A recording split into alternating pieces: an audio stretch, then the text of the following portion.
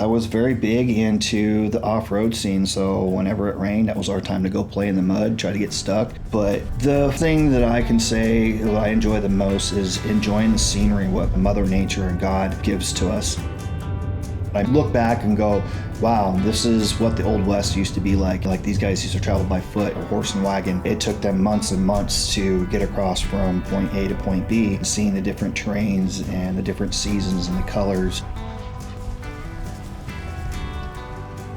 When you live in the city for as long as you do, you get used to the pollutions that are in the air, and you don't realize it until you step out in the middle of nowhere and you take that real big deep breath of fresh air, and it's just like, wow, it's clean. It's a lot of the smaller things that people take for granted that I enjoy the most being out there.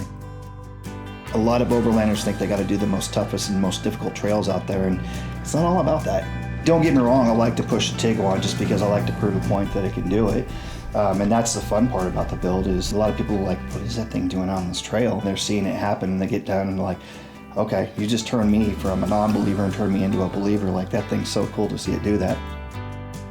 I was introduced to Rhino-Rack through Rogue Elements, and we came across the Pioneer platform system, so I put it together and threw the platform on there, and it fit like a dream. It was the perfect length for it. I just started kind of collecting new product for the Tiguan. I started playing around with the different universal components that Rhino-Rack had, and just started really falling in love with the different brackets they offered for the platform. I really learned what Rhino-Rack had to offer and the versatility that it gave for a lot of different vehicles. And with the Volkswagen being a very difficult vehicle to retrofit other components on, Rhino-Rack just came in clutch.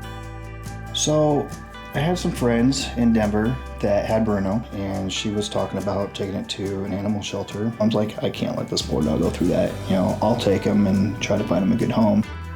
So I just fell in love with him. And Bruno's been an amazing dog. He's got friends all across the US. The guy's traveled more places than I have in my 43 years of life. He's a dang good overlanding dog. That's my best friend. That's my boy. I'm Classen. I'm an outdoor enthusiast, adventure seeker, and I'm a modern day pioneer.